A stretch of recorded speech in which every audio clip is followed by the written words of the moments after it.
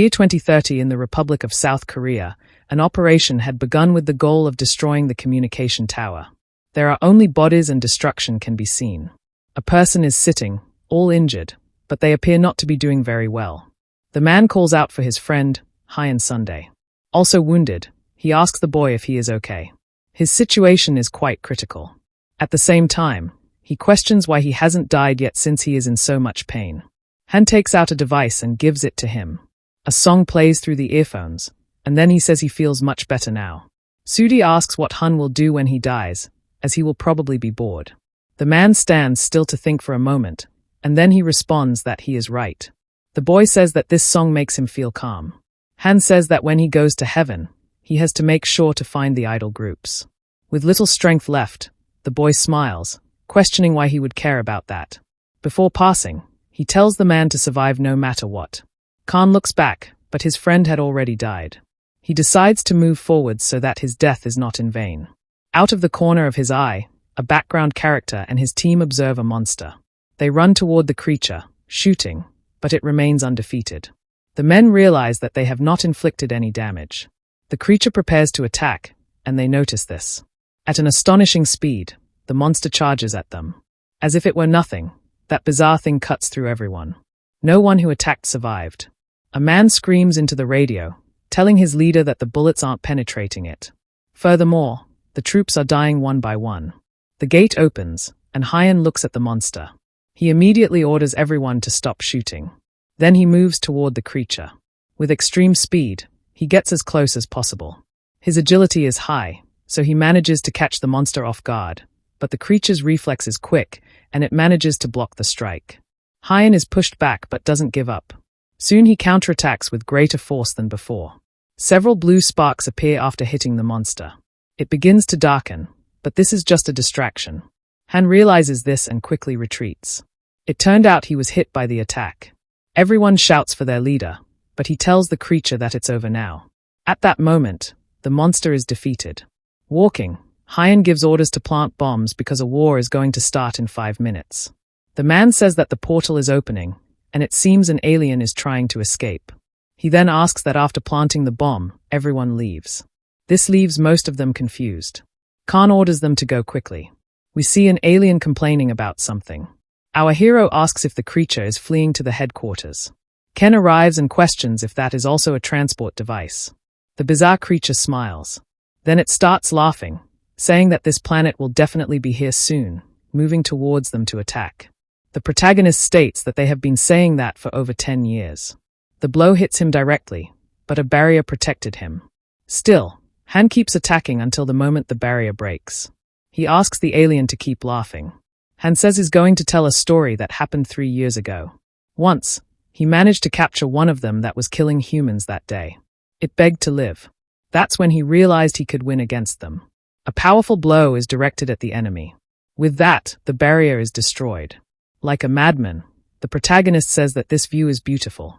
That expression of fear and terror is priceless. Immediately after, he rips off the alien's arm. Someone says that the portal is opening. Without leaving room for a counterattack, he grabs it. While holding it, he says to tell its friends in hell. The bomb's countdown reaches 0. Soon, a great explosion occurs. The entire tower is engulfed in fire. Looking up, the soldiers only think of their captain. Han says it feels like his body is disintegrating, and a background voice says that he really did it. This leaves him quite confused.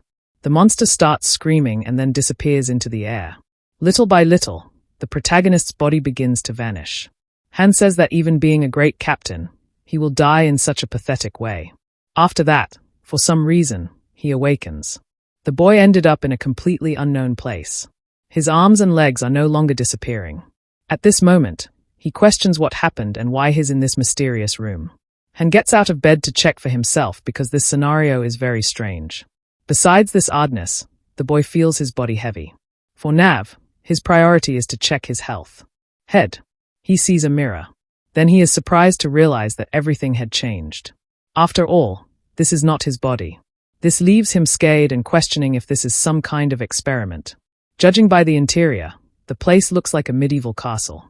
Our boy goes to the window to look outside. There, he observes soldiers in armor. And then he pauses to think. Their armor is different from what he had seen before. Han is confused and says that if it's a trick, he won't be fooled. A sword and shield are on the wall. The boy goes to grab them and says he got lucky. When he tried to pick them up, he noticed something. The sword is too heavy for him. This makes him furious because his previous body would have lifted it easily. With no other option, the protagonist grabs a small dagger.